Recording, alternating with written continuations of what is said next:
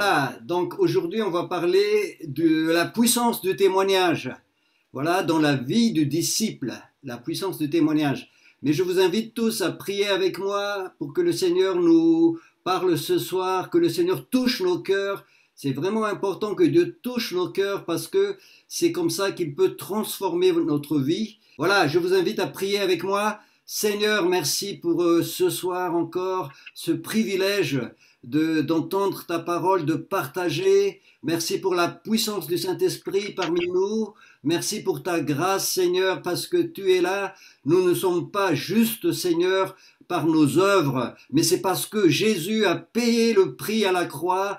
La Bible dit qu'il a donné sa vie en rançon, Seigneur. Et ce soir, nous avons l'assurance que nous sommes tes enfants. Nous pouvons nous approcher avec assurance du trône du Dieu vivant. Et nous pouvons, Seigneur, s'attendre à recevoir des bénédictions de ta part. Je prie maintenant le Saint-Esprit, que le Saint-Esprit maintenant encourage, que le Saint-Esprit maintenant touche les cœurs, que le Saint-Esprit maintenant prépare nos cœurs. Merci Seigneur parce que tu es là et quand tu es là, tu nous amènes du pain de vie. La Bible dit que c'est pas Moïse qui a donné le pain, mais c'est Jésus qui est descendu du ciel et qui donne le pain de Dieu et qui est donné au monde entier pour donner la vie et la vie éternelle. Seigneur, ce soir, nous voulons recevoir de ce pain-là pour être nourris, pour être édifiés, pour être encouragés. Mais tu as dit, prenez courage parce que j'ai vaincu le monde. Merci Seigneur, nous sommes plus que vainqueurs avec toi. Et merci pour ta présence au nom de Jésus. Amen. Amen.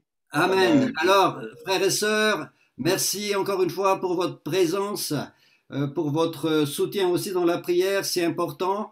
Parce que vous savez que le corps du Christ, c'est un ensemble de personnes donc qui composent le corps du Christ et nous sommes les membres de son corps et nous sommes solidaires.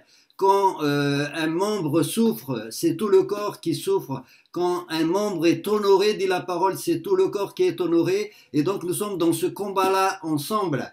Et le combat est difficile parfois, nous sommes dans les temps de la fin, mais le Seigneur est présent parmi nous et c'est ça qui nous encourage. Donc ce soir, j'ai à cœur de vous partager donc la puissance du témoignage. Vous savez que le Seigneur, quand il est donc monté au ciel, il a dit dans le livre des Actes au chapitre 1er, verset 8, il a dit ceci, vous recevrez une puissance, le Saint-Esprit survenant sur vous et vous serez mes témoins. Et cette parole-là s'adresse à l'ensemble de tous les chrétiens. Et là, c'était juste avant la réception donc du Saint-Esprit, c'était à la Pentecôte. Donc, nous sommes appelés à être des témoins. C'est vraiment très important de bien comprendre ça. Et vous savez que dans ce livre des Actes, donc, dès que la communauté chrétienne est créée, et ce qu'on voit au travers de leur vie, c'est le témoignage permanent. Partout où ils allaient, ils témoignaient de Jésus. Ils témoignaient de Jésus quand ils allaient au temple, ils témoignaient de Jésus. Donc le témoignage était au centre de leur vie. Et je pense que pendant l'histoire de l'Église, on a oublié un petit peu le témoignage. Et ce soir, j'aimerais revenir sur l'importance du témoignage dans la vie du disciple. C'est vraiment très important. Pour moi, le témoignage, c'est comme la respiration. La prière, c'est comme la respiration. C'est un style de vie. Quand vous êtes au Seigneur Jésus, vous ne pouvez pas vous empêcher de témoigner de Jésus. Sauf quand vous êtes un petit peu, je dirais, attaqué par l'ennemi et l'amour, le premier amour baisse un petit peu et là, vous oubliez ou vous avez peur, vous avez du mal à témoigner. Et c'est pour cela que je vais revenir avec vous sur la puissance du témoignage, les fondements du témoignage. Donc, je vous ai dit tout à l'heure, moi, ça m'arrive très souvent de témoigner. Hier, j'ai ramené ma fille, hier c'était dimanche, à 6 heures à la gare. Et après la gare, je suis donc rentré à la maison parce qu'elle est allée s'entraîner pour la louange très tôt. Et moi, je suis rentré à la maison et j'avais besoin de prendre un petit peu d'essence. Et je suis rentré dans la station d'essence.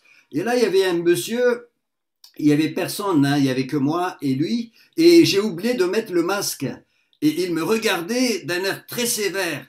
Et je me suis dit, mais qu'est-ce qu'il a? Il va me gronder, qu'est-ce qu'il a? Et il dit, monsieur, le masque, s'il vous plaît. Et ah oui, c'est vrai, j'ai dit, désolé, je vais revenir, je vais prendre le masque. Donc je suis rentré dans la voiture, j'ai pris le masque et je reviens. Et donc je commençais à acheter du pain, je voulais acheter du pain. Mais quand j'arrive près de lui, j'ai vu qu'il y avait du pain derrière lui, une baguette. Et puis je lui ai dit, monsieur, est-ce que je peux prendre la baguette? Il a dit, non, non, non, c'est pas bon cette baguette. Elle est, déjà là depuis hier. J'ai dit ok, mais vous savez, c'est vous le vendeur, hein, moi je veux bien une baguette. Hein. Il a dit non, c'est pas bon, mais j'ai dit mais je veux acheter la baguette. Il a dit non, non, non, on n'achète pas cette baguette. J'ai dit c'est vous le patron. Et puis il me dit non monsieur, c'est vous le patron. Donc du coup on a commencé à sympathiser. Et là je sentais le Seigneur me dire dans mon cœur parle-lui de moi. Et donc j'ai commencé à parler du Seigneur et tout doucement je voyais son visage changer. Il commençait à s'ouvrir. Et à un moment donné, il a été vraiment touché. Et là, je lui ai offert une carte connaître2.com. Et il a dit, je vais voir cette carte, monsieur. Je vais revoir cette carte parce que je vois que vous êtes un monsieur qui est très, très bien. Alors, il a changé d'avis sur moi en l'espace de quelques minutes alors que je lui ai parlé du Seigneur. Donc ça m'a encouragé pour vous dire que donc vous pouvez partager vraiment votre foi partout où vous allez. Ce matin encore, j'ai eu l'occasion de partager aussi ma foi. J'étais avec ma fille. On était à l'auto-école, elle va passer son permis. Et donc, en discutant avec le monsieur, parce que je l'ai ramené là-bas, le monsieur, tout d'un coup, s'est ouvert et on lui a parlé du Seigneur. Et là, il a vraiment été touché et il a vraiment commencé à s'ouvrir. Et j'ai failli aller jusqu'au bout, mais le Seigneur me dit doucement, doucement, parce que ce monsieur-là, tu vas le revoir encore. Donc, j'ai dit, OK, je veux le revoir encore et je vais l'amener plus loin avec le Seigneur. Mais il était déjà très, très, très ouvert. Donc ça, je vous raconte ça pour vous encourager. Moi, ça fait longtemps que je marche avec le Seigneur, ça fait plus de 40 ans, mais l'envie de témoigner du Seigneur, ça brûle dans mon cœur et je ne peux pas m'empêcher de témoigner de Jésus. J'ai vraiment comme une flamme dans mon cœur, comme un feu qui me dévore et j'ai envie de partager cet évangile. Quand je voyais la personne, je sentais que cette personne avait besoin d'entendre, besoin vraiment d'entendre le Seigneur. Et l'autre soir, ça fait il y a peut-être 3 semaines, j'étais à Auchan, j'étais très pressé ce soir-là parce que j'avais des courses à faire et je crois qu'il avait le couvre-feu et je dois partir très vite. Et il faut que je rentre très vite. Et j'arrive à la caisse et là, c'était un jeune homme. Et là, j'entends le Saint-Esprit me dire, tu vas lui parler. Et là, j'ai dit, mais je suis pressé, Seigneur. Et j'entends, ça insiste dans mon cœur. Et à la fin, j'ai dit, OK. Donc, je commençais à lui parler du Seigneur. Et tout d'un coup, il s'ouvre. Et je voyais en lui quelqu'un qui avait soif. Et je commençais à parler. Il a dit, waouh, c'est vraiment bien ce que vous me dites là. C'est génial. Waouh. Et je voyais ses yeux s'écarquiller. Il avait vraiment envie de connaître plus. Et là, je lui dis, vous savez, vous allez prendre, vous avez un Nouveau Testament chez vous, un évangile? Il m'a dit, oui, j'ai un évangile, sinon moi je peux vous donner. J'ai dit, vous allez aller dans l'évangile de Jean et vous allez lire ce passage, je crois que c'est le chapitre 3 que je lui ai dit, et il a dit, ça tombe bien, je suis en train de lire l'évangile de Jean. Et là, le Saint-Esprit me dit, tu vas prier pour lui. Et là, à l'instant, j'ai dit, écoutez, monsieur, je vais prier pour vous là, est-ce que vous êtes d'accord? Il a dit, oui, je suis d'accord. Il y avait des personnes derrière moi à la caisse, mais moi, quand le Saint-Esprit me dit quelque chose, j'obéis. Et là, je prie pour cette personne. Je prie pour cette personne et elle a été touchée et il a dit, je vais lire l'évangile de Jean une fois chez moi. Je lui ai dit, Seigneur, touche son cœur, ouvre son cœur et qu'il soit sauvé au nom puissant de Jésus.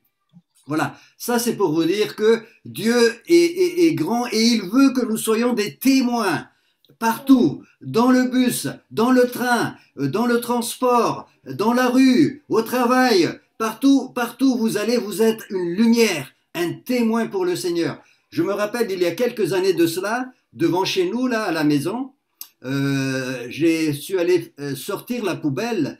Il était tard, il était 22 heures, hein, 22 heures, c'était un samedi soir. Et donc je prends la poubelle, je sors la poubelle et tout d'un coup je vois un monsieur avec sa fille juste en face, pas trop loin et juste à côté de l'arrêt du bus. Donc là, il faisait très très froid, je crois qu'il faisait -1 ou -2 et ils étaient là en train de regarder l'horaire du bus. Et là, le Saint-Esprit me dit, André va lui parler de moi. Waouh! Et moi, j'avais très froid, j'étais pas bien habillé, et là, ça insiste dans mon cœur.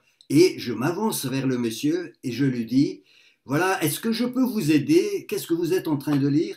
Et je m'apercevais très rapidement que ce sont en fait des gens qui venaient de s'installer là à côté de chez nous, donc des voisins très très, des nouveaux voisins. Et ils m'ont dit, mais demain on doit aller à la ville, donc et je voudrais savoir les horaires. Je ne sais pas si demain il y a un bus, donc je regarde avec lui, je lui explique. Et là, le Saint-Esprit me dit, invite-le chez toi. Et donc je dis, venez, on va aller à la maison parce qu'il fait très froid là. Je les invite à la maison et là, le Saint-Esprit me dit, donne-leur quelque chose parce qu'ils viennent d'arriver. En fait, ce sont des gens qui venaient d'Espagne et ils viennent d'arriver sur la région, donc dans l'endroit où on est. Et voilà, ils sont un petit peu paumés, un petit peu perdus. Et là, je les invite, je les fais rentrer à la maison. Et là, je leur parle du Seigneur. Et ils ont été touchés tout de suite. Et je leur parle du Seigneur, je prie pour lui et sa fille. Et là, tout de suite après, ils nous invitent chez eux. On va chez eux, parce que là, ils nous racontent qu'ils venaient juste d'arriver. On va chez eux, juste derrière, à 3 minutes de chez nous. Et là, à la maison, là, on commence à prier, on le bénit. Et la semaine suivante, ils étaient tous à l'église. Ils étaient peut-être 5, 6 personnes, même plus que ça, c'était toute une rangée. Ils étaient tous là et le Seigneur les a bénis. Le Seigneur commençait à les toucher. Et voilà, ils ont ouvert leur maison, ont commencé à prier avec eux. Donc c'était vraiment glorieux. Le Seigneur veut que nous témoignions tous les jours où que nous soyons. Alors je peux vous raconter d'histoires et d'histoires comme ça. Ça m'est arrivé de prier pour les gens dans la rue, dehors. Là encore, il y a une semaine, il y a mon voisin, je ne le connaissais pas, hein, même on ne s'est jamais vu. Je vois quelqu'un avec une béquille qui a du mal à marcher. Il a vraiment du mal. Et là, moi, j'ai fait un petit peu de vélo. Et là, le Saint-Esprit me dit, je sentais qu'il y avait quelque chose que je devais faire. Le Saint-Esprit me dit, tu vas aller vers ce monsieur et tu vas prier pour lui. Waouh! J'ai dit, monsieur, mais Seigneur, comment je vais faire? Mais vas-y. Et donc, je m'approche de monsieur et tout de suite, je lui dis, écoutez, monsieur, je suis chrétien et je vous vois marcher un petit peu avec beaucoup de difficultés. Est-ce que je peux prier pour vous? Qu'est-ce qui vous est arrivé? Et puis, il me dit, voilà, j'étais au travail, en fait, il travaille dehors, et j'étais au travail et j'ai reçu, je crois qu'il a reçu quelque chose sur la jambe et tout, il a eu une fracture, quelque chose comme ça, il est allé à l'hôpital, il ne pouvait plus travailler, il était bloqué complètement, et voilà, il a dit, je suis bloqué, et j'ai dit, je veux prier pour vous. Et donc, je pose ma main sur sa jambe et je prie pour lui au nom puissant de Jésus. Et le Saint-Esprit me dit, ne t'inquiète pas, je vais le guérir progressivement. J'ai dit OK. Et puis j'ai dit au monsieur, voilà, moi j'habite à côté, hein, ne vous inquiétez pas, je ne suis pas du tout quelqu'un de loin, je suis votre voisin. Voilà, je prie pour vous et voilà, soyez rassurés, le Seigneur va vous guérir. Et il me dit, de toute façon, ma voiture, elle est là. Il me montre sa voiture et je peux pas du tout bouger, travailler, je peux rien faire. Et voilà. Et donc, merci beaucoup, ça me touche beaucoup ce que vous faites là. Et là, il s'est vraiment ouvert aussi à l'évangile. Et donc, je suis parti. Et là, ce matin, je suis passé à côté. La voiture n'est plus là et il est allé travailler. Donc, le Seigneur guérit, le Seigneur sauve, le Seigneur fait du bien. Voilà. Et l'autre fois aussi, j'ai été sur le terrain de sport et là, il y avait des ados qui venaient entre 16 et 17 ans. Je vois un jeune là qui avait du mal à marcher avec des béquilles et il ne pouvait plus vraiment marcher sans avoir beaucoup de difficultés. Là, le Saint-Esprit me dit, tu vas prier pour lui. Tu vas prier pour lui. Ok, et là j'étais un petit peu gêné parce qu'il y avait beaucoup de monde et ils étaient un groupe de jeunes. J'ai dit ils vont rigoler de moi. Et là c'est très fort dans mon cœur, tu vas prier pour lui. Ok, je m'approche du groupe et j'ai dit qu'est-ce que tu as eu? Il a dit ben écoutez je suis tombé, je ne peux plus marcher là, j'ai très mal et c'est grâce à ces béquilles que je peux me déplacer un peu. J'ai dit ok, est-ce que je peux prier pour toi? Il réfléchit un petit peu, il me regarde de haut en bas, et puis il me dit, mais qu'est-ce qu'il a ce monsieur? Puis il a dit, oui, vous pouvez prier pour moi. Mais moi, je vous dis que je prie Jésus. Hein. Je leur ai expliqué un petit peu l'évangile rapidement. Il a dit, oui, mais moi, monsieur, je suis musulman. J'ai dit, c'est pas un problème, Jésus t'aime. Et il a dit, d'accord alors. Donc je prie, je pose ma main sur sa jambe, et tout d'un coup, j'ai pas fini ma prière, tout d'un coup, il s'exclamait, il a dit, je suis choqué, je ne sais pas ce qui m'arrive. Je suis choqué, je n'ai plus mal. Et j'ai dit, ah bon? Il a dit, j'ai plus mal. J'ai dit, déplace-toi alors. Il commençait à se déplacer. Il me donne les béquilles et il se déplace en béquille. Waouh! Et là, le groupe était étonné. Et là, je leur ai dit, voilà, c'est Jésus qui t'a touché. Voilà. Et je dis, viens avec moi, je vais te donner un évangile. Je l'amène vers la voiture, je lui donne un évangile, je prie pour lui, il ouvre son cœur, je parle aux jeunes aussi autour de moi, les jeunes sont touchés et je donne à chaque jeune une carte de connaître2.com. Voilà, donc c'est pour vous dire tout ça que le Saint-Esprit est là. Le Saint-Esprit marche avec vous. Le Saint-Esprit est en vous.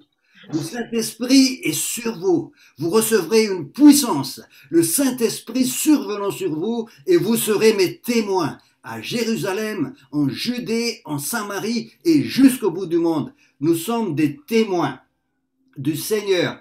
Et la plupart d'entre vous, peut-être une bonne partie, en tout cas j'espère, suit ce qu'on appelle le jeûne et prière donc de Daniel. Si vous n'êtes pas dans cette démarche-là, je vous encourage vivement à nous suivre pendant quelques semaines dans ce jeûne parce que c'est vraiment important de consacrer du temps au Seigneur dans ces temps qui sont difficiles au début de l'année. Comme ça, vous allez pouvoir être rafraîchis, renouvelés et donc aujourd'hui, Adama nous a envoyé une exhortation sur Daniel.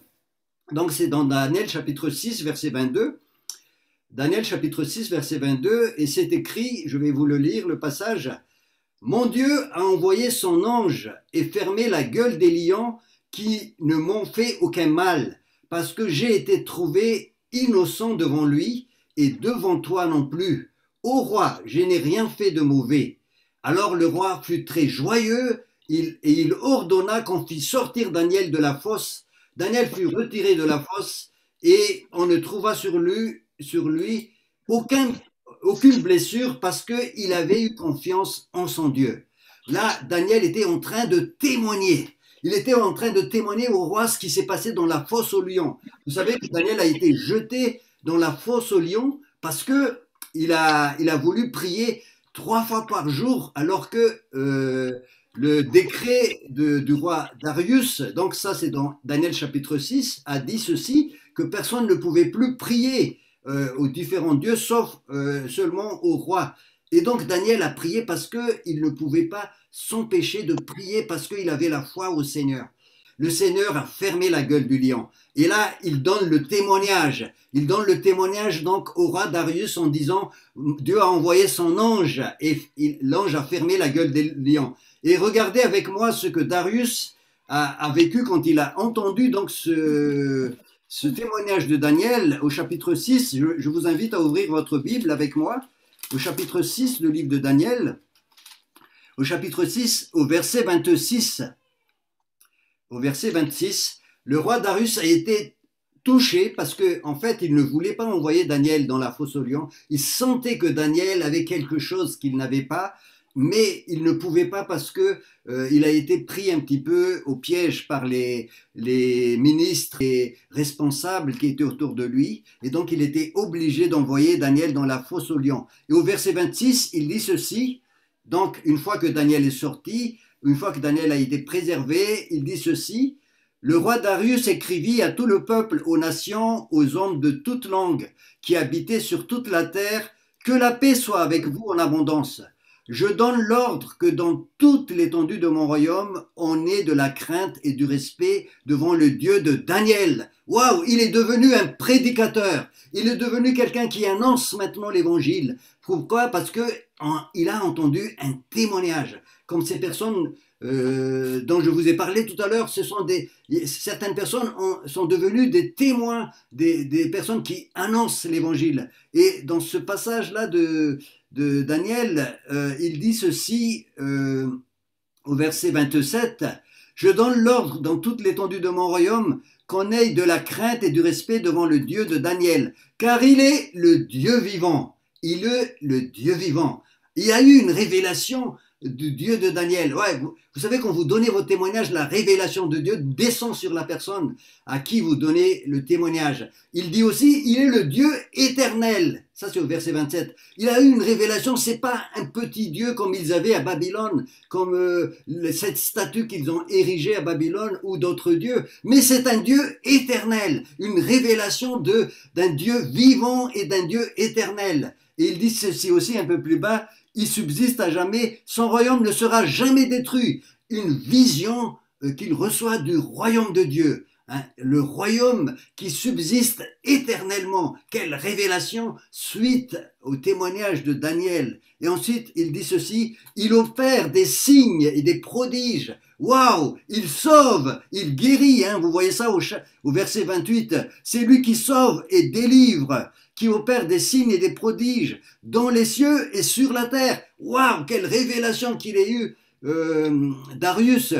C'est un Dieu qui sauve, qui guérit, qui fait des miracles. On a l'impression d'entendre Jésus parler de la bonne nouvelle du royaume. Jésus, quand il parle de la bonne nouvelle du royaume, dans Matthieu chapitre 4, verset 23, Jésus parcourait la Galilée, il allait de synagogue en synagogue, et il guérissait les malades, il sauve les perdus, il chassait les démons, et les gens venaient de partout pour écouter Jésus, et le royaume de Dieu est prêché avec puissance. Le royaume de Dieu est parmi vous, dit Jésus. Le royaume de Dieu s'approche de vous. Jésus dit aussi, le royaume de Dieu est proche, repentez-vous et croyez à la bonne nouvelle. On a l'impression que ce roi Darius est en train de prêcher le royaume. Il a dit, un peu plus bas, il a dit dans les cieux et sur la terre. Et là, c'est ici et maintenant que le royaume manifeste la puissance de Dieu. Le royaume de Dieu qui est dans les cieux, il est sur la terre. Tout d'un coup, le roi, il a toutes ces révélations-là. Pourquoi? Parce que tout simplement, Daniel a donné le témoignage de sa délivrance dans la fosse aux lions. Waouh! Vous recevrez une puissance, le Saint-Esprit survenant sur vous et vous serez mes témoins à Jérusalem, en Judée, en Samarie et jusqu'au bout du monde. Ça, c'est l'appel numéro 1 pour toi. Tu es témoin. Et le terme témoin veut dire, le terme original, martyr. C'est-à-dire quand tu rentres dans le témoignage du Seigneur, ça veut dire que tu es prêt aussi, même aller jusqu'à être martyr pour le Seigneur. Et c'est bien parce que quand tu rentres quand tu témoignes, là tu t'exposes, tu offres vraiment ce que tu as de meilleur, ce que tu as vécu. Et là, c'est comme si tu es déjà martyr pour le Seigneur. Voilà, je vous invite maintenant à ouvrir votre Bible dans le psaume 78, psaume 78, versets 9 et 12.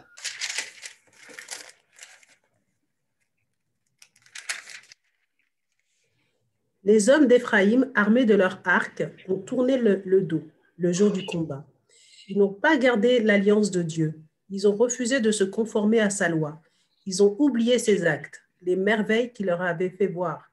Devant leurs ancêtres, ils avaient fait des miracles en Égypte, dans les campagnes de Tsoa. Voilà, on va s'arrêter là. Donc, vous voyez, il s'agit des fils d'Éphraïm. Et donc, ils ont oublié, ils ont tourné le dos le jour du combat. Le jour le plus important, le jour où il fallait s'engager, ils ont tourné le dos. Et c'est très intéressant de comprendre pourquoi ils ont fait ça.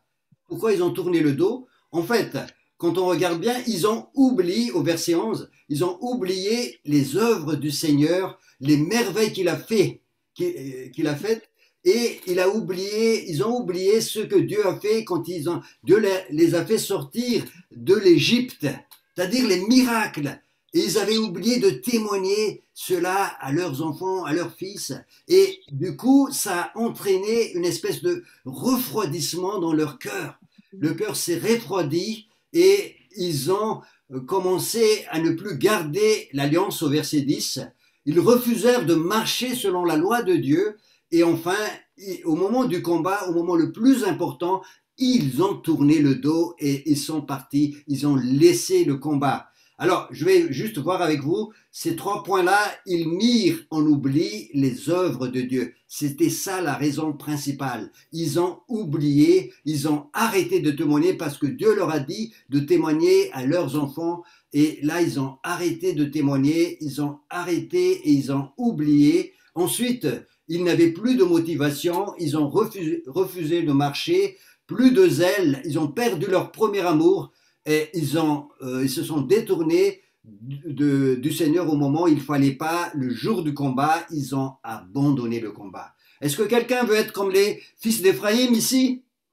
Non, vous ne voulez pas être comme cela, vous. Vous ne voulez pas être comme cela. Donc, le témoignage est très important. Le témoignage va entretenir le feu en vous.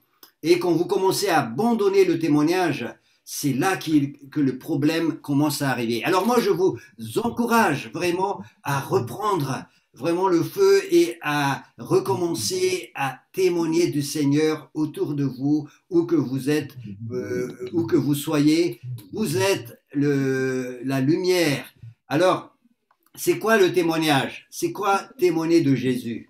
Le témoignage, c'est simplement raconter les œuvres que Dieu a fait dans votre vie. Racontez ce que vous avez vécu.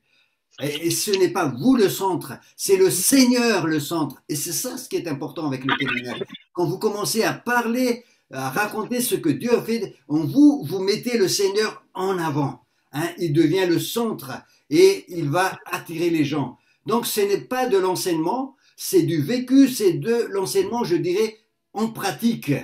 Hein, et quand vous commencez à témoigner, la personne qui est devant vous et tout de suite reçoit une révélation comme le roi Darius tout à l'heure, la personne reçoit une révélation et il est confronté à la puissance de l'évangile et il y a un choix, une alternative qui s'ouvre devant lui, soit il accepte, soit il refuse, mais s'il refuse, il a déjà entendu la parole. Et ça, c'est très important.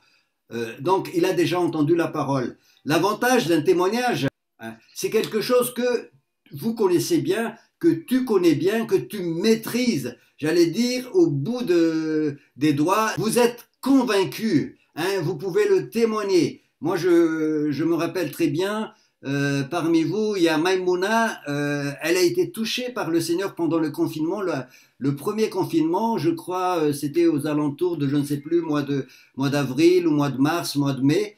Mois d'avril plutôt, mois de mars, hein, c'est elle qui nous confirmera. C'était quel mois, Maïmouna? C'était au mois de mai. C'était au mois de mai, donc voyez-vous, c'était mai 2020, et donc elle est venue à une réunion qu'on a organisée comme ça, et donc moi j'ai proposé aux gens, les personnes qui étaient là, s'il y a des personnes qui veulent dans les prochaines réunions témoigner, et puis elle a levé la main, elle venait juste de rencontrer le Seigneur. Waouh! Et donc elle a donné son témoignage dans Gospel et témoignages. Et là, le témoignage est puissant. Je vous invite à regarder ce témoignage. Il est sur le Ensemble pour le Royaume. C'est vraiment puissant le témoignage. Pourtant, elle venait juste de se convertir. Elle a raconté ce que Dieu a fait dans sa vie. Et waouh, ce témoignage-là, il est puissant. Il a touché des personnes. Et là, Maïmouna est avec nous. Et elle continue à marcher avec le Seigneur. Elle n'est pas parfaite, mais le Seigneur marche avec elle. Elle apprend des choses et c'est ça qui est important. Le Seigneur nous emmène toujours plus loin. Donc, le témoignage est vraiment très important. Si vous n'avez jamais pensé à cela, moi je vous invite à écrire votre témoignage. Vous n'êtes pas obligé d'écrire un livre, mais écrivez votre témoignage. Voilà ce que vous étiez avant. Et après, comment vous avez rencontré les seigneurs, les circonstances, comment vous avez compris le message de la croix, la révélation que Dieu a faite dans votre vie, comment Dieu vous a touché. C'est peut-être progressif, mais comment il vous a parlé. Vous avez ouvert la Bible et là, c'est vraiment intéressant. Et ensuite, vous allez raconter aussi ce que Dieu a fait après dans votre vie, comment il vous a guéri de ceci, comment il vous a délivré de cela, comment il vous a restauré, comment il vous a boosté, comment vous avez grandi, comment vous avez commencé à aimer le Seigneur. Et ce témoignage-là, c'est merveilleux parce que le témoignage que vous avez écrit, que vous allez raconter, c'est unique. Si vous cachez ce témoignage au fond au fond du trou, ben personne n'entendra votre témoignage. Alors que Dieu vous a fait ce quelque chose de merveilleux, hein, et vous allez perdre ce témoignage qui est unique, hein, et Dieu aussi ne pourra pas utiliser votre témoignage. Votre témoignage est unique parce que vous êtes unique. Vous êtes une personne unique et merveilleuse que Dieu a rencontrée et Dieu veut utiliser votre témoignage pour toucher des gens. C'est ça, et ce témoignage-là va glorifier le Seigneur plus que vos talents ou vos dons d'enseignement ou vos talents de prêcher. Le témoignage est puissant parce que ça glorifie le Seigneur. C'est très important. Vous savez, dans le Nouveau Testament, on a 4 témoins, hein, Matthieu, Marc, Luc et Jean, chacun a sa façon de parler de Jésus, mais ce sont des témoignages puissants. Ils racontent comment Jésus, qu'est-ce que Jésus a fait sur la terre, comment il est mort à la croix. Et Jean, il parle beaucoup de sa relation personnelle avec Dieu. Si vous lisez l'évangile de Jean, dans plusieurs passages, il parlait de sa relation personnelle avec Dieu. Au travers de cette relation personnelle, nous sommes édifiés. L'évangile de Jean est puissant comme un évangile.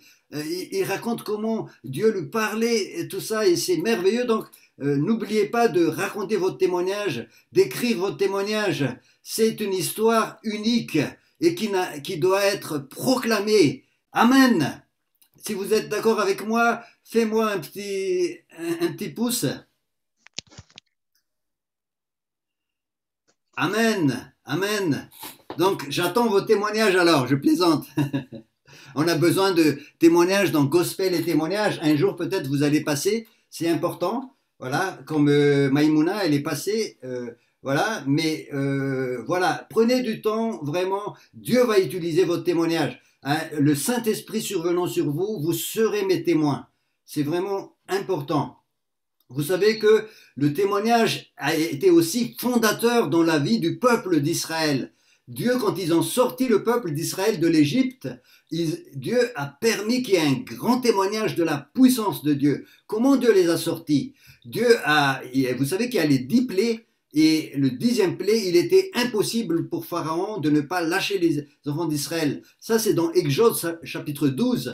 À la 10e plaie, Pharaon était obligé. Mais Dieu a endurci le cœur du Pharaon dès la première plaie. Dieu a endurci parce que Dieu voulait que sa gloire éclate.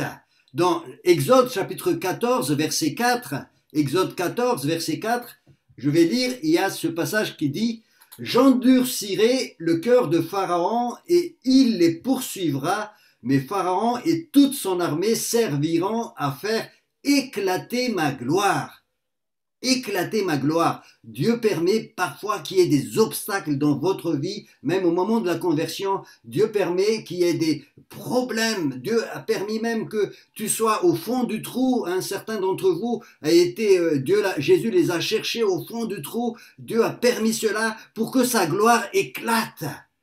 Et ce miracle qui est venu donc chez les enfants d'Israël, c'était un témoignage fondateur. Vous savez que l'ancienne alliance est basée sur cette sortie des enfants d'Israël de l'Égypte. Quand les enfants d'Israël parlent des 10 commandements, ils le rattachent toujours à cette sortie glorieuse de l'Égypte. Pourquoi? Parce que c'est là que Dieu a manifesté sa gloire. Et c'est au travers de témoignages qu'il racontait ça de génération en génération. Dieu permet des choses difficiles des fois dans nos vies pour que sa gloire éclate et que nous puissions en témoigner après. Jean chapitre 9, je vous invite à aller avec moi dans Jean chapitre 9. Jean chapitre 9, verset 3. Jean chapitre 9, verset 3. Jésus répondit, « Ce n'est pas que lui ou ses parents aient péché, mais c'est afin que les œuvres de Dieu soient manifestées en lui. » Là, il s'agit de quelqu'un qui est aveugle de naissance. Et les disciples ont posé la question à Jésus, est-ce qu'il a péché ou ses parents ont péché? Pourquoi il est aveugle? Et Jésus lui dit, ce n'est pas que lui ou ses parents aient péché, mais c'est qu'afin que les œuvres de Dieu soient manifestées en lui, ce que Dieu puisse manifester sa puissance et qu'il puisse en témoigner. Et vous allez voir cette histoire, cet aveugle va témoigner avec puissance de ce que Jésus a fait dans sa vie. Et tout ça, c'est prévu dès la naissance de cet aveugle. Dieu a prévu de faire des choses merveilleuses dans sa vie. Dieu a prévu à faire des choses merveilleuses dans ta vie et c'est pour cela qu'il a permis que ceci arrive, que cela arrive et que c'est à toi maintenant de saisir l'opportunité et de rendre gloire à Dieu au travers du témoignage que tu vas donner. Regardez ce qui va se passer dans la vie de cet aveugle. Et il est allé aussi donc dans le puits de Siloé et là ses yeux se sont ouverts et il revient et les Juifs étaient étonnés. Mais qu'est-ce qui est arrivé? Est-ce que lui, c'est pas lui? Ils se sont posé des questions et donc les Juifs ont amené l'aveugle chez les pharisiens. Les pharisiens ont dit mais c'est pas possible. Cet homme il a guéri le jour du Shabbat. C'est pas de Dieu ça. C'est un pécheur. Non, c'est pas de Dieu. Les pharisiens ont commencé à contester et les Juifs commençaient à se poser des questions. Et au verset 18 à 19, je vous invite à lire avec moi pour aller vite, versets 18 à 19.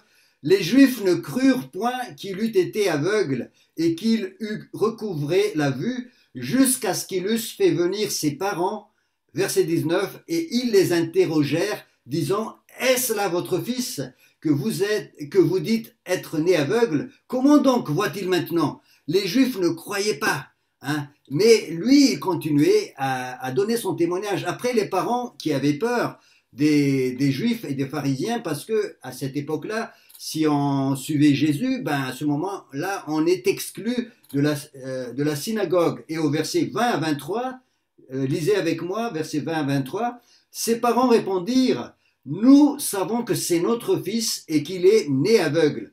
Mais comment il voit maintenant ou qui lui a ouvert les yeux, c'est ce que nous ne savons pas. Interrogez-le lui-même. Il a de l'âge, il parlera de ce qui le concerne. Ses parents dirent cela parce qu'ils craignaient les Juifs, car les Juifs étaient déjà convenus que si quelqu'un reconnaissait Jésus pour le Christ, il serait exclu de la synagogue. C'est pourquoi ses parents dirent « il a de l'âge, interrogez-le lui-même ». Et donc, les parents aussi ne voulaient pas. Ils ont donc amené voir les pharisiens. Les pharisiens sont arrivés, verset 24. Appelle de nouveau le monsieur une seconde fois et il lui dit donne gloire à Dieu, nous savons que cet homme est un pécheur. Et au verset 25, écoutez bien ce que dit le monsieur, c'est que j'étais aveugle et maintenant je vois. Waouh! J'étais aveugle et maintenant je vois. Voilà un témoignage. Donc, il l'a vécu, il a eu la guérison, il sait une chose, il était aveugle, maintenant il voit. C'est du vécu et il en témoigne. Et un peu plus bas, vous connaissez la fin de l'histoire, un peu plus bas, Jésus vient vers lui et lui dit, je suis le Fils de Dieu. Et lui, tout de suite, il a cru en Jésus. Donc, c'est comme ça qu'il a bouleversé donc, ce petit monde-là en donnant son témoignage. Et donc, je reviens maintenant à notre histoire d'alliance. Dieu, quand il fait quelque chose dans votre vie, c'est pour mettre quelque chose qui va être importante, qui va être fondatrice dans votre vie pour la suite. Dieu a fait quelque chose dont vous allez vous en souvenir jusqu'à la fin de votre vie et c'est pour cela que c'est important que vous donnez ce témoignage-là. Les enfants d'Israël se souviennent toujours, jusqu'à maintenant, les Juifs se souviennent de ce qui s'est passé à la sortie de l'Égypte. Dieu a délivré d'une manière puissante les enfants d'Israël de l'esclavage de l'Égypte et il les a fait passer par la mer Rouge. Ils ont traversé la mer Rouge. La mer a été bloquée de deux côtés et eux, ils ont traversé au milieu. Et avec ça, Dieu a fait une alliance avec eux. C'est ce qu'on appelle les 10 commandements, l'ancienne alliance qui a été donnée. Et c'est vraiment important de bien comprendre ça et que la nouvelle alliance, Dieu a fait aussi quelque chose avec nous. Jésus est mort à la croix, il est ressuscité d'entre les morts et il nous a touchés, il nous a sauvés. Maintenant, c'est à nous de partager aussi cette nouvelle alliance. Les apôtres, les disciples étaient tous des témoins. Ils étaient tous des témoins avant d'être des prédicateurs ou des enseignants. Regardez avec moi dans Actes chapitre 3, verset 15. Acte 3, verset 15. Voilà, il disait ceci, les disciples. Vous avez fait mourir le prince de la vie que Dieu a ressuscité des morts. Nous en sommes témoins.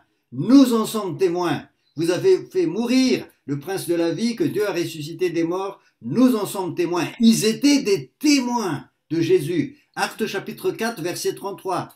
Les apôtres rendaient avec beaucoup de force témoignage et de la résurrection du Seigneur Jésus, et une grande grâce reposait sur eux. Acte 4, 33. Les apôtres rendaient avec beaucoup de force témoignage de la résurrection du Seigneur Jésus. Acte chapitre 5, verset 32. Acte 5, 32. Nous sommes témoins de ces choses, de même que le Saint-Esprit que Dieu a donné à ceux qui lui obéissent. Nous sommes témoins de ces choses. Nous sommes des témoins, frères et sœurs. Nous sommes témoins de ce que Dieu a fait dans notre vie. Nous sommes d'abord des témoins. Acte chapitre 22, verset 15. Ça, c'est l'apôtre Paul. Acte chapitre 22, verset 15. Vous allez peut-être me dire, les disciples, ils ont vu Jésus. Ils ont vu Jésus ressuscité. Ils ont vu Jésus avec eux. Donc, c'est normal. Donc, ils sont des témoins. Et dans Acte chapitre 22, verset 15, l'apôtre Paul, il n'a pas vu Jésus vivant, du vivant de Jésus, mais il a rencontré Jésus sur le chemin de Damas. C'est une rencontre comme vous et moi pourrez avoir. Et là, dans Acte 22, 15, c'est écrit, car l'apôtre Paul, tu serviras de témoin auprès de tous les hommes des choses que tu as vues et entendues, car tu lui serviras de témoin auprès de tous les hommes des choses que tu as vues et entendues. Et là, il s'agit de l'apôtre Paul. L'apôtre Paul n'a jamais vu Jésus comme les 12, mais il a fait une rencontre avec Jésus sur le chemin, et il est devenu un témoin avant d'être un enseignant, avant d'être un apôtre, avant d'être un prédicateur, un évangéliste. Vous allez voir dans le livre des Actes, dans Actes chapitre 9, verset 27, il a témoigné devant les apôtres à Jérusalem. Quand il a été amené à Jérusalem par Barnabas, là il donne son témoignage et il a raconté comment il a rencontré Jésus. Il a d'abord raconté comment il a rencontré Jésus. Actes chapitre 21, verset 22, devant le peuple, devant les Juifs, il a été arrêté. Les Juifs lui a tendu un piège, il a été arrêté et là, devant tout ce peuple, il donne son témoignage, comment il a rencontré Jésus, comment il était avant, comment il a rencontré sur le chemin de Damas, comment Jésus a transformé sa vie. Donc Actes c'est 21 et 22, les chapitres 21 et 22. Actes chapitre 24, il témoigne devant le gouverneur Félix. Actes chapitre 26, il témoigne devant Agrippa. Et donc l'apôtre Paul, il a écrit 13 épîtres, mais avant tout, il témoigne. Il témoigne de Jésus. Nous sommes tous des témoins. Si vous refusez de glorifier Dieu au travers de votre témoignage, vous risquez de refroidir dans votre foi et vous risquez de refuser de marcher. Comme les fils d'Éphraïm, ils ont refusé de marcher à cause de la peur. Si vous avez peur, le témoignage va vous libérer. Si vous êtes incrédule, le témoignage va vous donner plus de foi. Et les enfants d'Éphraïm, qu'est-ce qu'ils ont fait? Ils ont tourné le dos alors qu'il fallait combattre. Le témoignage va vous donner la puissance pour combattre aussi. Il faut avancer, il ne faut jamais tourner le dos, il ne faut jamais faire demi-tour. Et le témoignage est une force puissante pour vous faire avancer. Et je vais terminer avec un dernier passage. J'espère que j'ai réussi à vous convaincre. Le dernier passage, c'est la femme samaritaine, que vous connaissez tous. C'est dans Jean chapitre 4. Cette femme samaritaine, c'est une femme de très mauvaise vie. Vous savez, elle était donc mariée à 5 personnes. Elle a changé de mari 5 fois. Je ne sais pas comment elle a fait, mais à chaque fois, elle change de mari. Et la personne avec laquelle tu es actuellement n'est pas ton mari. Et donc cette femme venait chercher de l'eau et Jésus lui dit donne-moi à boire. Et elle a dit mais comment toi tu es juif, tu me demandes à boire et en plus moi je suis une femme.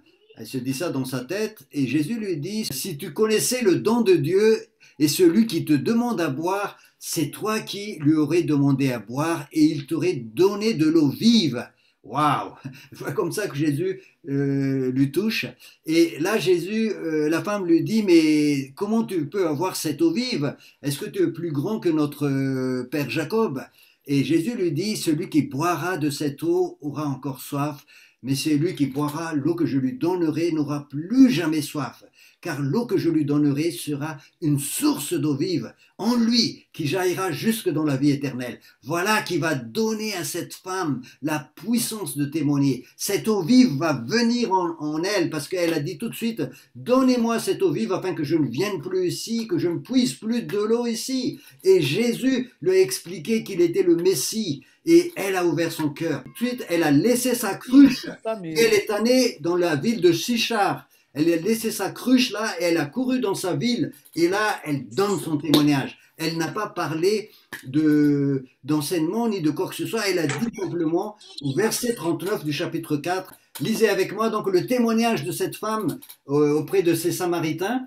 Plusieurs Samaritains de cette ville crurent en Jésus à cause de cette déclaration formelle de la femme. Il m'a dit tout ce que j'ai fait. Il m'a dit tout ce que j'ai fait. En fait, quand Jésus lui a dit, tu as 5 maris et la personne avec laquelle tu es maintenant n'est pas ton mari. Jésus a dit tout ce qu'elle avait fait et là, elle donnait juste ce témoignage. Et au verset 40, quand les Samaritains vinrent le trouver, ils le prièrent de rester auprès d'eux et il resta là 2 jours.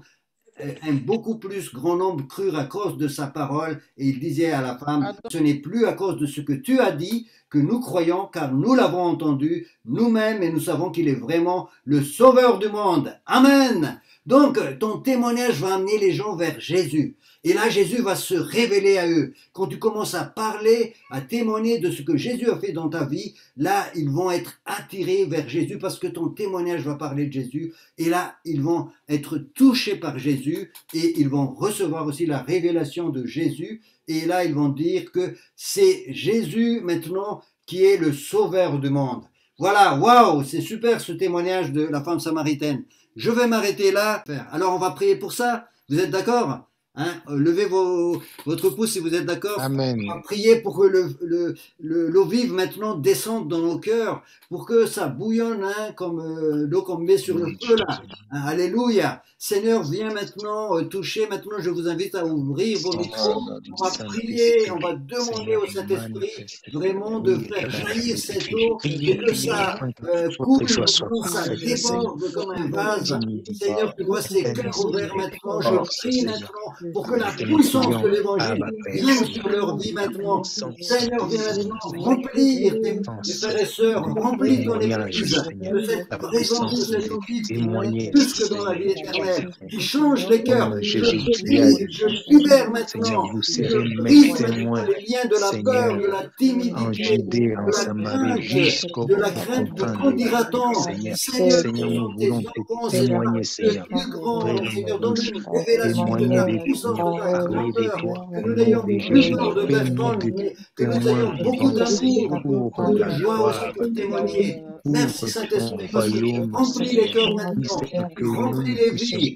Merci Seigneur pour cette eau qui jaillit, cette eau qui jaillit jusque dans la vie éternelle. Merci Seigneur de remplir maintenant les cruches, de remplir tu seras avec nous jusqu'à la fin, Seigneur. C'est pourquoi, oh Dieu, tout ça de son Seigneur. C'est levé, Seigneur. Les réveils, toi qui dors, Christ, réveille-toi aussi les dons et les talents que Dieu t'a donnés. Les talents et les dons soient révélés aussi par la puissance de Jésus. Merci Seigneur. Alléluia. Alléluia. Merci Seigneur. Nom de Jésus. Merci Saint-Esprit parce que tu es en train de Oh, alléluia. Merci Esprit de témoignage, Seigneur. Merci parce que tu es en train de faire ton œuvre, Seigneur. Merci parce que tu es en train de délivrer, Seigneur, les bouches, oh Seigneur. Je vais vous poser une question, mes frères et sœurs. Nous allons organiser ce qu'on appelle les soirées gospel et témoignages. Vous savez, ce sont des soirées où on présente donc des gens qui font du gospel, mais on va mettre aussi 2-3 témoignages au travers de la soirée. Et si vous êtes touché, vous avez envie de partager votre témoignage, vous pouvez m'envoyer un SMS, un mail en privé, ou me contacter, m'appeler, et on va prier ensemble. On va vous encourager pour voilà, libérer ce ministère que Jésus nous a donné, ce service qu'il nous a donné à nous tous, voilà, et que le Seigneur puisse utiliser puissamment votre témoignage unique et merveilleux et qui glorifie le Seigneur. Amen. Amen. Alléluia. Amen. Alors, on va se quitter maintenant et soyez bénis. Merci de votre participation, de votre feu aussi, et à très bientôt. Donc, nous sommes dans le jeûne de Daniel. Je vous encourage vraiment à lire ce livre pendant ce temps de jeûne. Voilà, et à intercéder aussi avec nous pour la France, pour le pays. Ce pays a besoin d'entendre l'évangile et nous sommes l'église du Seigneur. Quand j'ai dit nous, c'est l'église avec grand E. Hein. Je sais que certains d'entre vous viennent de d'autres églises. L'important, c'est l'église avec un grand E que Dieu utilise avec son Esprit Saint et que nous sommes l'église dans ce pays et nous voulons impacter ce pays. Au nom puissant de Jésus, merci. À bientôt. Amen. Alors, je vais... Amen, à bientôt. Merci, pasteur. Merci, pasteur André.